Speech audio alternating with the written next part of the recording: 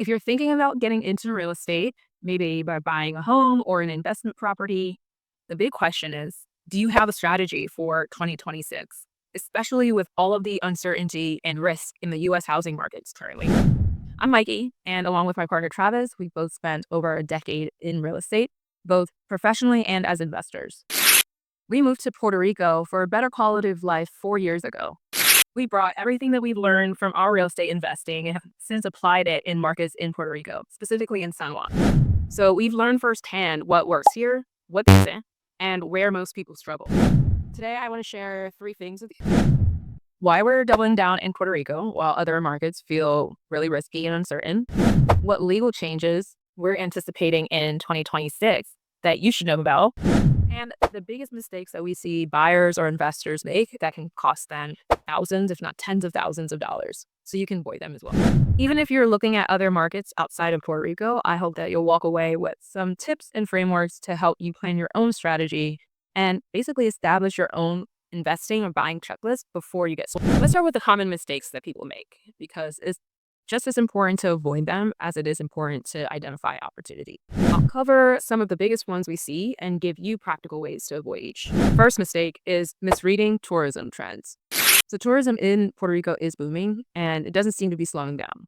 Bad Bunny's residency, for example, is projected to bring in $200 million in tourism revenue and draw more than 600,000 visitors to the island in just 3 months. Here's the thing.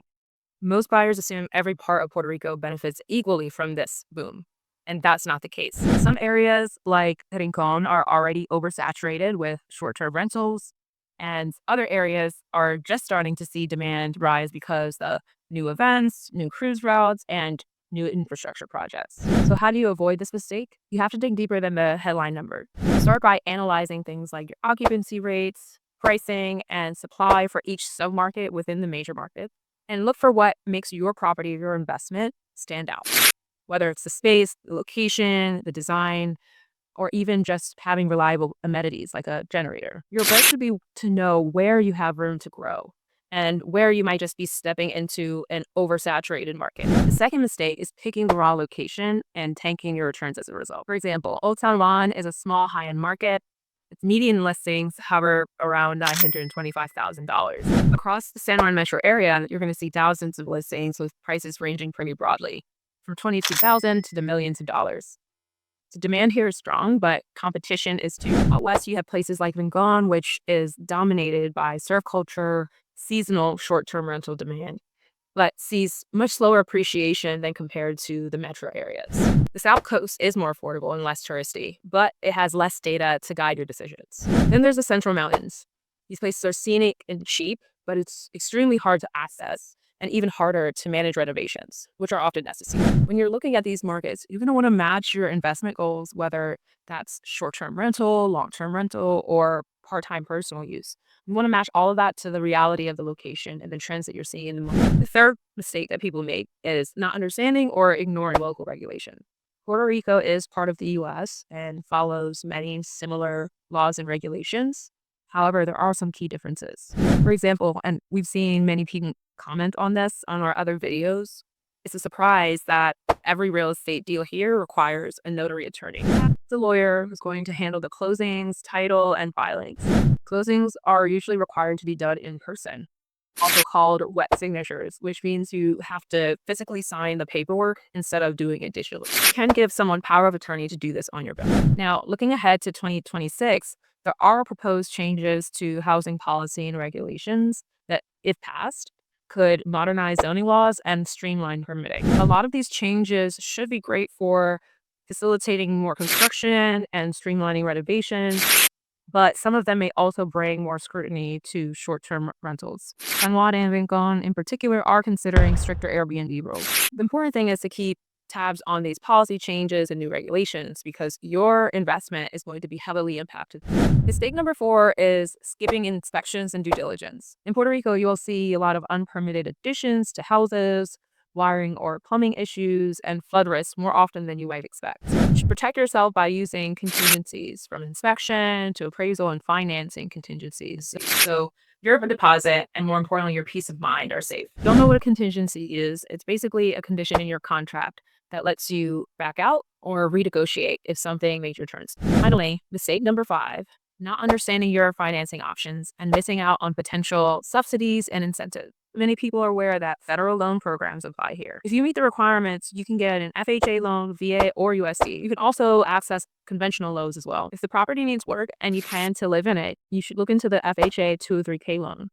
That loan combines purchase and renovation into one mortgage. USDA loans are also a great option because much of Puerto Rico qualifies as a rural area. On top of that, for investors, Puerto Rico offers tax credits and exemptions, including breaks on Puerto Rico source rental income and property tax abatement in qualified opportunity zones that you can take advantage of. It's worth learning the federal and Puerto Rico specific tools that you can use to structure your purchase for the best possible outcomes. How should you approach buying in Puerto Rico in 2026? You'll be far ahead of others if you follow 3 steps. Understand the process, pick your location strategically, and avoid high-risk, high-price areas. As you mentioned, some aspects of real estate run differently here than in the continental U.S. Be prepared to run your title searches early. Inheritance disputes, so family claims to the property, are common, and you don't want surprises halfway through a deal. Next, pick a strong location strategy. Keep in mind the dynamics of each market. San Juan, you're going to see high demand, high prices, and strong year-round tourism. Out west, you're going to see more seasonal, short-term rental demand that's up and down, and sometimes more affordable prices than the metro area. Once again, the key here is matching your goals, whether it's cash flow, appreciation, or personal use, to what each location can optimally deliver. Finally, you'll save a lot of headache and money if you avoid the worst submarkets and locations. Most markets are going to have their particular strength. A neighborhood that's terrible for short-term rentals might actually be perfect for student housing or long-term rentals. That said, here are some areas to avoid. So flood-prone areas. So these aren't just on the coast. There are rivers and lakes all around. Insurance can be tough in these areas, and resale can be even more difficult. Resort-style communities. So while places like Dorado or Palmas del Mar are beautiful, they tend to be pricey. They have very strict HOAs, and you see less price appreciation over time. We love a beachfront, but buying in certain maritime zones, which are pretty regulated coastal areas, that's pretty risky. We've seen people experience very frustrating construction restrictions and operational headaches in these areas. In particular, popular places like Ocean Park tend to see constant flooding, erosion, corrosion of metal and concrete, which means higher maintenance costs, water supply issues, and a lot more headaches in areas like these. If you approach 2026 with just those considerations in mind, you're going to cut out most of the headaches and challenges and potential loss of money that investors face here. If you're curious where we are after 4 years, we're doubling down on Puerto Rico. We love living here. We love the quality of life. And Puerto Rico continues to outperform our mainland investment. A mix of tax incentives that we're using, tourism growth, and strategic buying opportunities give us a rare upside. Our 2026 strategy looks like taking advantage of the access benefits we've already locked in, focusing on our product niche in the neighborhoods and some markets that we found perform well, and continuing to prioritize strong cash flow, tax advantage opportunities. Thanks for listening in. And before you go, remember to subscribe to this channel if you found any of this information helpful. We plan to do more deep dives on various neighborhoods, breakdowns on short-term versus long-term rental strategies, and continue to provide updates on what's changing in 2026 and beyond. If we're still not touching on the things that you want to hear more about or learn more about, feel free to drop a comment below and tell me what questions you want answered in future videos. We've received some good ideas, so continue to let us know what would help you most. All right, until next time.